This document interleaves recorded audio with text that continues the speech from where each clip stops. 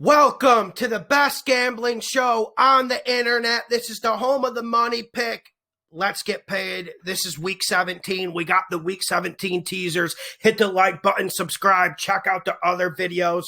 And like I said, no other podcast, no other show on YouTube has made more money than us this year. And the proof is in the pudding. Let's get to the first game. We got the New York Jets at the New England Patriots. The Jets are +3. Let's slide that up to a comfortable +10.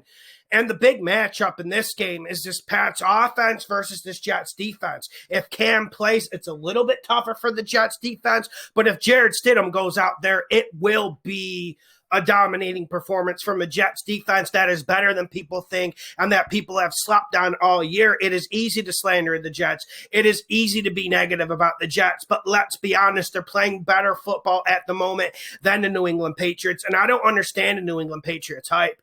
Like, for instance, I read today that a man bet $1.1 million on the Patriots to beat the Bills, and I see this week in and week out, I come with the money pick against the Patriots. You guys say I'm wrong, then I collect. I don't know why people are hanging on to dear life for this Bill Belichick, for this New England Patriots dream. It literally is like the New England Patriots pixie dust. There's no science. There's no talk of football. There's no talk of talent. All it is some man in a hoodie magically pulling wins out of a furry cap. And I don't understand why you guys are coming to this why you guys are coming to the conclusion that the Patriots will win every game. I don't get it. And this Jets offense is starting to play better. And here's the matchup you need to watch. Who's going to run the ball better, the Jets or the Patriots? I actually like the Jets to run it better. And that means there's really nothing that the Patriots can do to dominate this Jets team or to gain an advantage on them. That's why I'm going Jets +3. Let's work it up to +10. Next game, we got the Tennessee Titans -7.5 at the Houston Texans. We don't know if Deshaun Watson's playing. He's injured. So we got the Titans -7.5. I'm going to drop that down to 0.5, and this is a must-win game for the Titans, and it's rather simple. The Titans are the better team. The Titans are a more physical team. Now, I have problems with Mike Vrabel. I have some problems with the Tennessee Titans, but the Texans aren't the team to exploit it. Even if Deshaun Watson does plays in a Week 17, that means nothing for the Texans. What can he really do?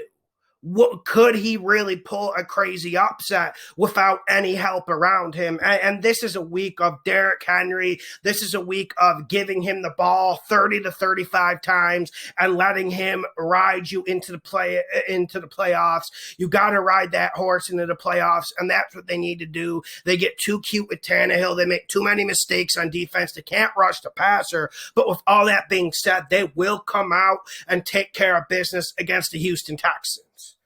Next game, we got the Las Vegas Raiders at the Denver Broncos. Denver's +2.5. I want to mark that up. Let's knock that up to +9.5 for Denver. I think Denver is a team that is in a more healthy psychological space. We just saw this Raiders team completely choke away another playoff berth. They did the same thing last year, and now they're doing a similar thing this year. And you wonder how much fight will the Raiders have, how much focus they will have for this game. And then you got Locke. He's still playing for his position. He's still playing for his respect. And one of the big problems last week with this Denver offense was Jerry Jeudy. He dropped like 4 or 5 balls, but I think he will have a better week this week. He will create separation against the secondary. On this Raiders defense, they haven't showed up the last 5 or 6 games. We saw the Raiders fire Paul Guenther, like that would change things. Paul Guenther's a great defensive mind, and it's just made things worse for the Raiders. They are a liability on defense at the moment. And then you can get into some of the issues on offense. But this Raiders offense is still good. They can still ball. But I don't think it will be enough. I think Denver covers this +9.5. Next game, we got the Dallas Cowboys at the New York Giants. Right now, it's Giants +2.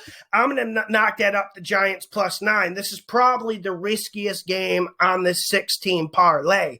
I understand it's risky. I understand the Giants have been playing like complete crap. There's no other way to put it. But also, I think people need to calm down. They need to take a deep breath, and they need to understand Andy Dalton is Andy Dalton. Just because he has a few good games doesn't mean he's consistent, doesn't mean he's a good quarterback, and doesn't mean he will tear up a defense that comes prepared and ready to play. This Giants defense has to show up, and this whole Giants team has been disappointed these last few weeks, so I'm sure I'm going to get pushed back. I'm sure some people will not like this being on the teaser, but the fundamentals of this game, you've got the Giants defense against a Dallas offense. I feel like if you put pressure on this Dallas offense and stop their run, you can stop them, and that's what the Giants will do. Also, an interesting facet of this game is you got Daniel Jones, and we know how bad Daniel Jones has been playing. But let's remember, let's not get overly dramatic. He is getting the Cowboys defense coming in to the Meadowlands. That sounds like a recipe to get right. That sounds like a recipe where you can build rhythm in the first half and build as the game goes on. I think Daniel Jones performs better than people think, and I believe the Giants even come out of here with a victory. But this +9 is pretty damn good. I know it is tough taking this after you saw what the Cowboys did last week to the Eagles. So I understand if you want to scratch this one off. It will be on my teaser parlay.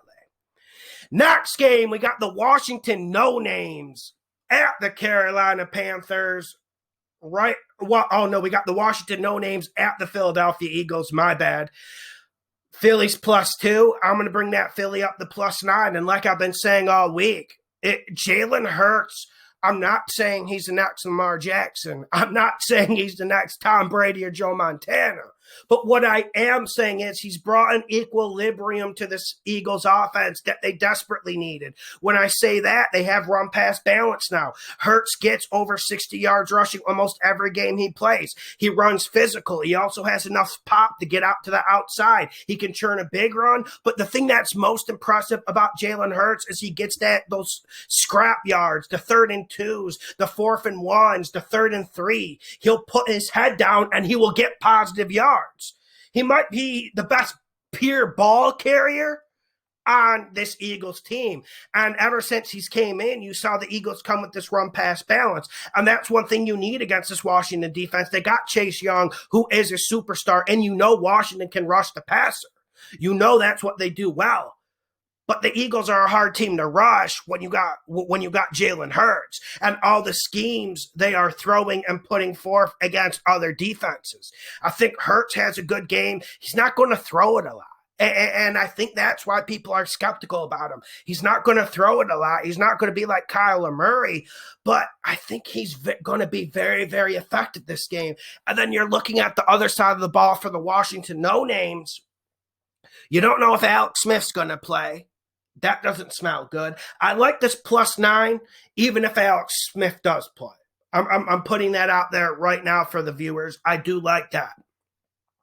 But Washington obviously will look a lot better with Alex Smith if he's able to play. But I think this injury for Alex Smith is more serious than people think. It's more serious than Washington has been saying in the media. They've been calling it like a week-to-week game-time decision for like 3 weeks, and he hasn't played. And the thing that is worrying to me, remember that injury he had where his leg almost got amputated? It's in that same leg. That does not sound good if you're a Washington fan, and Washington simply needs Alex Smith to play if they want to win this game. To exploit the Eagles' defense, you need to throw it, and you need to be able to attack down the field. Now, we know Alex Smith, he's not a gunslinger. He doesn't like throwing deep a lot, but Alex Smith has looked good the second half of the season. Eagles cover this +9, and even if Alex Smith does play, they will. Last game, we got the Carolina Panthers at the New Orleans Saints. It's Carolina +7. I'm going to make that Carolina +14. It seems like every week I put Carolina on the teasers. People get mad, yet Carolina comes good. covering whatever spread is put on the teaser. And that's just really what Carolina does. There isn't anything flashy. There's no Christian McCaffrey. There's no big name defensive player. This is just a team that fights to the death and fights all 60 minutes. Yes, they have problems. Yes, Teddy Bridgewater, he just can't close these games. That's why they only have 5 wins. But they have pretty much been in every game, a one-possession game in the fourth quarter. They get the ball, and Teddy does what he does. Maybe with McCaffrey, that would have been different. But even with that being said, I think the Carolina Panthers match up decently with the Saints. And the Saints need to be thinking about resting starters.